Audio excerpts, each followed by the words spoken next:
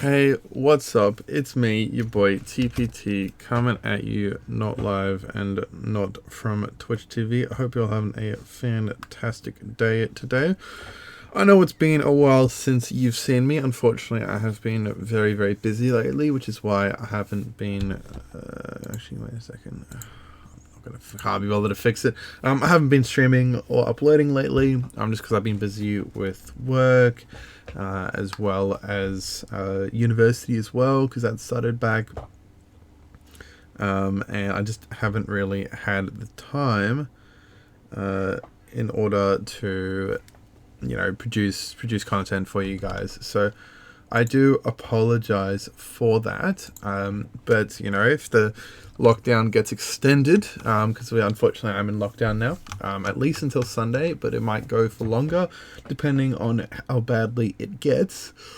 But yeah, if that continues to get extended, then I definitely will produce more content for you guys. And speaking of which, let's just jump in. So today, I'm going to be covering the topic of bankruptcy building.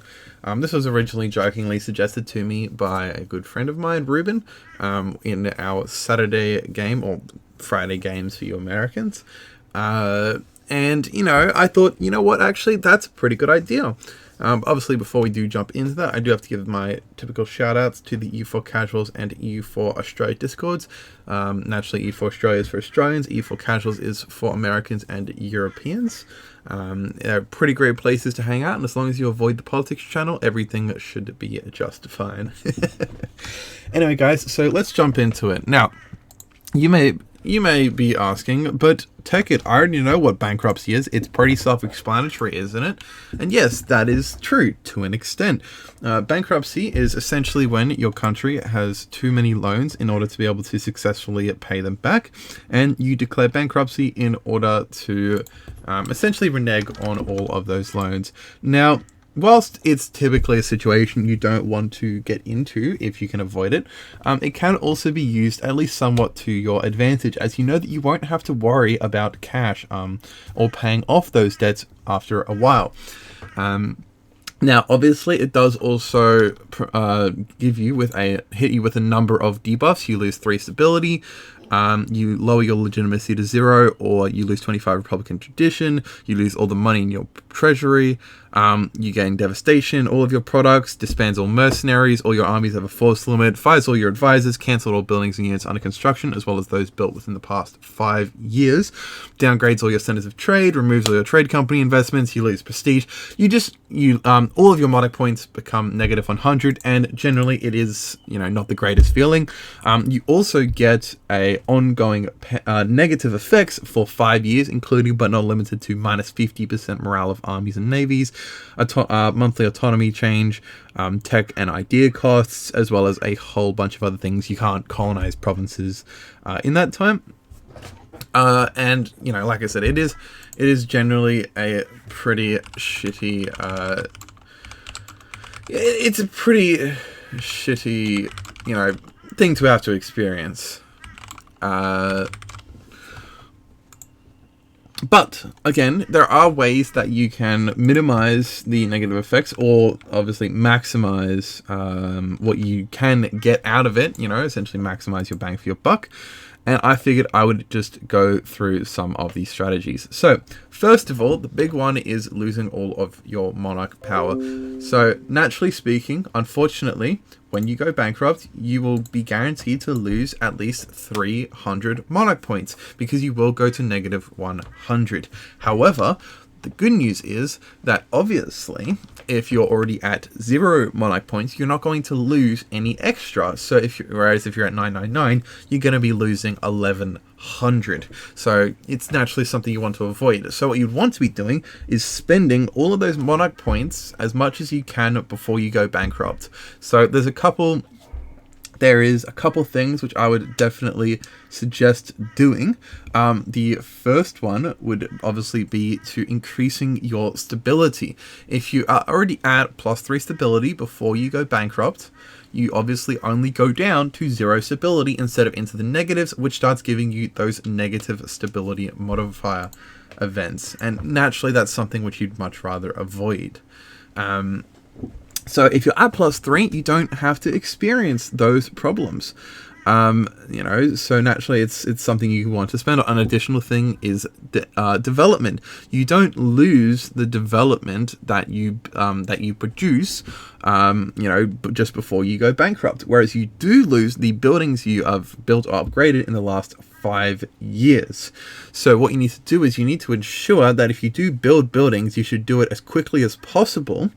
And as early on as possible, and ensure that you have at least a 5-year window period before you go bankrupt. Otherwise, you're not going to get any of that money back as well. You also, obviously, another big important thing is because of the fact that you're, first of all, losing all your mercenaries as well as all of your armies over force limit. And on top of that, you also have the negative 50% morale of armies and minus 100% manpower recovery speed.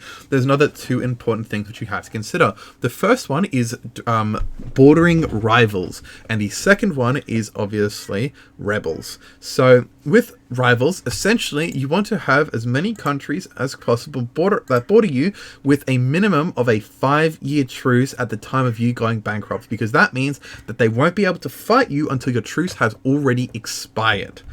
And that's a very important thing there, because obviously if they fight you and you're at minus 50% morale, you're not going to be fighting back very well at all.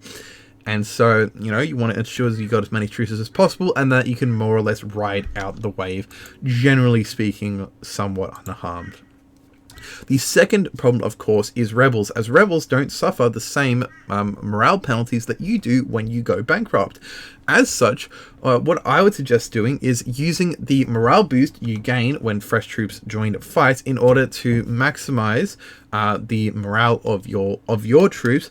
And that way you can have a much better chance of winning, as obviously, you keep on increasing the morale, whereas theirs keeps on going down, and there's a much better chance of you winning. So that is a very nice, nice point of, kind of minimizing basically what you lose in the what you lose in the in the money department and the military department. Speaking of that, another thing I would advise is upgrading your advisors, or at least like getting good advisors, because if you're going to be going bankrupt anyway, you may as well be getting those mono points while you can, okay? Just spending them as quickly as possible, because it also cancels all coring and culture conversions currently in process, or in the progress, of being cored. And so you want to make sure that you have all of your provinces cored before you end up going bankrupt. And another thing is, obviously, it also does, like I said, it reduces all of your mono points, so you naturally want to be using up them as quickly as possible. So make sure that you're coring all of your provinces. Another thing is, obviously, the money in your treasury. So like I said, you can spend it on advisors, you can spend it on your buildings as long as they're 5 years. But another thing, obviously, which people may not consider, is spending it on ensuring that you have those 5-year truces. Because wars aren't cheap. So if you're using it to make those 5-year truces, when you lose it, it won't feel as bad, because you will lose all of the money in your treasury. That's just statement of fact. And on top of that, you also have to consider, when I mentioned about rebels, is you also lose the recent uprising modifier from all your provinces, which is that minus 100 unrest modifier from a rebels recently rising. So you need to make sure that you have the ability to fight your rebels.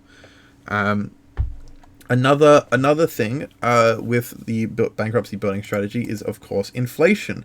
It does naturally mean that you have a lot of inflation. Now, going bankrupt itself doesn't mean you have a lot of inflation, but in order to take the bankruptcy, you need to be having a lot of loans. And so because of that, you will be building inflation naturally. So due to that fact, you should also be ensuring that you have as little inflation as possible in order to minimize the negative impacts on your economy, and so that you can recover more quickly. I'd say the last main point that I wanted to cover is the fact that naturally you don't want to be colonizing, as bankruptcy gives a minus 200 global settler increase, so none of your colonies will be growing essentially. And so you really need to make sure that you aren't colonizing during the bankruptcy, and that you, you essentially get it out of the way before that occurs, as otherwise it'll just be another way that you're bleeding money. Anyway, guys, I feel like I have pretty much covered everything that you need to know with bankruptcy. A lot of it, I can only give so much advice. A lot of it does just come with practice and experience. You'll know what to spend on what, you'll know when to spend it, and you also there's obviously the matter of bankruptcy building about when you should do it. Generally speaking, I would say it's where you should do it in a point where it's cheaper to simply take the hit for 5 years than it is to recover from it. However, generally speaking, unless you're very heavily in debt, that's often not the case. So I wouldn't recommend this strategy every time you go into debt. I would only recommend it if you're looking at extremely serious debt. Anyway, guys, like I said, I hope you have enjoyed, and I will see you all next time. Peace.